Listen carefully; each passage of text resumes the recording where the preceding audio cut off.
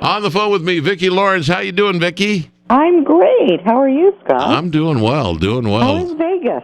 Well, the weather's fantastic. It's a little cooler, but it's bright sunshine, and I hope so. I'm looking forward to it. well, everyone talks about the fact that you're actually two people. Now, Thank God. Thank God I'm not one person. It would be frightening, wouldn't it? you're bringing Mama along, right? I am. Absolutely. She's resting right now. Is she really? Yeah. It's too bad. I wanted to get her comments on what she thinks about this cruise ship that's stranded off the coast of Lord. Mexico. Well, I just can tell you what I think. I do not want to be stranded out there with a bunch of crazy people eating. What are they eating, Spam? They're eating Spam today. Oh, God. And what did they pay to go on this big, elegant cruise? I guarantee for heaven's sake. And they're getting towed into Ensenada. No, they're going to tow them to San Diego now. That's a good thing. They said if the weather's right, they might have to go into Ensenada. Oh, Lord. I guarantee you they're going to get a free cruise in the future. Yeah? Do you think they want it? Do you think they will want to go back out there? I hope so. Oh, I hope gosh. so. Well, anyway, you're at home right now. I'm sure you're cleaning, getting ready to go to Las Vegas. Yes. What do you have planned? In Vegas? Yes. Me and Mama. You Me and Mama are going to make everybody laugh. All right. So is this show going to be different than the one I saw the last time? Have you added some new stuff? Oh, probably. Yeah. Mama changes a lot depending on what's going on. You think she needs to comment on the cruise ship, huh? I think so. I think I'd get with her writers real quick.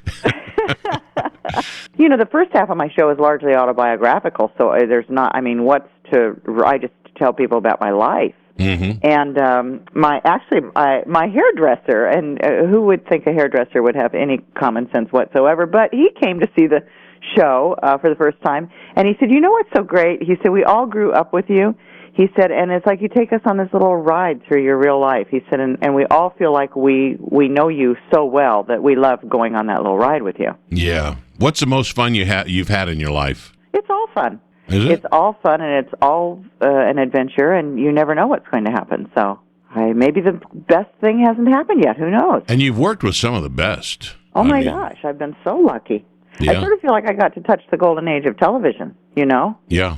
And I don't really feel that old, but, when I think about the people that came through the Burnett show, like from Mickey Rooney to Rita Hayworth to, dear Lord, who is Gloria Swanson? Yeah. For heaven's sake. Uh-huh. Well, just working I know a lot with of people are probably saying, "Who is Gloria Swanson, Vicki?"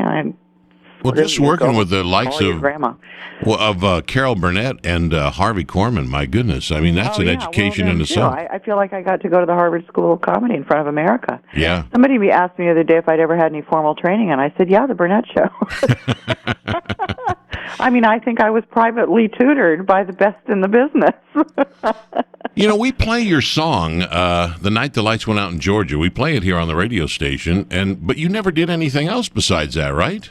Well, because I was married to the guy that wrote that song for like 10 minutes, and it was the only good thing that came out of the whole damn marriage. So, no kids, no nothing good. So that was it. And it was only because I said it was a hit. He hated the song. Is that right? Yeah. But you hated it, couldn't give it away. Tried to give it to everybody, could not get rid of it. Finally said, "Screw it, we'll just do it with Vicki."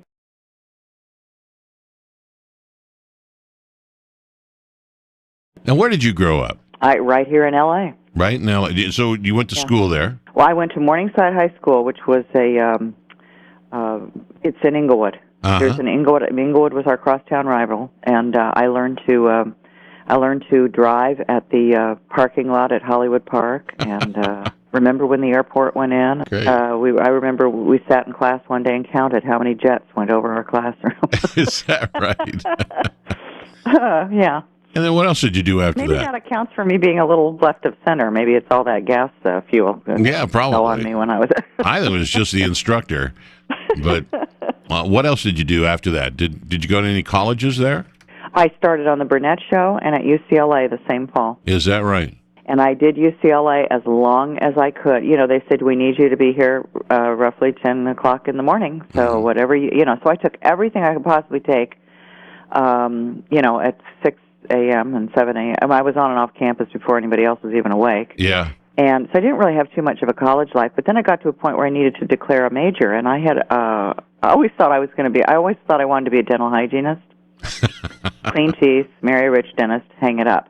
Of course, now I find myself in show business, so I'm going, well, I guess I better go into the theater department. And it's kind of interesting that Carol and I were both there for 2 years. We both dropped out at the end of our sophomore years. I just couldn't manage the schedule.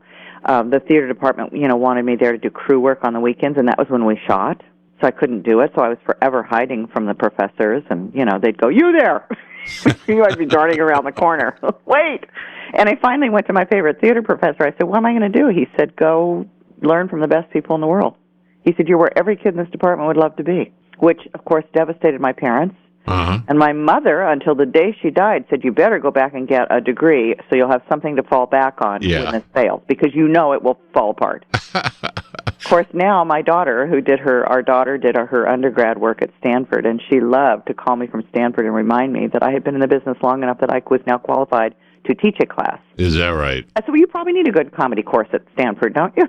She said, yes, we do. When did you first figure out that you could make people laugh? Gosh, I don't think I really... I don't know. When did I figure it out? You had to have been a cut-up in school or something, but... I guess I was, a little bit. But I did not something I thought I wanted to do. I was probably more immersed in the musical programs. I sang with every musical group on campus. And cheerleading. I was a song girl with the pom-poms. And I'm so old, I remember how to make pom-poms by hand. Now I think you just go buy them at the... You just tell them what colors you want. They were awesome. Yeah. Yeah. Well, listen, we're looking forward to your show this weekend at the South Point, and I am too. It's always fun to come to Vegas. I love that showroom too. Yeah. It's close. It's kind of intimate, but it's still got that showroom feel, and yes, you can be right there. You can see the smiles on all their faces. Yes, you can. Yeah. Can feel the love. Yeah. Well, you're going to be there Friday, Saturday, and Sunday. Yes, we are. 7:30 show. I better get move on. Yeah. Okay. Well, Vicki Lawrence, good spending a few moments with you. You always make us laugh, and I know you'll be doing that this weekend. And thanks for getting on the phone with us. Thank you. We'll be at the showroom. I don't know which night, but we're going to be there one night because we need a good laugh. I'll come back and say hi. All right. Thanks. All right. Thank you. Vicki Lawrence on the Jewel.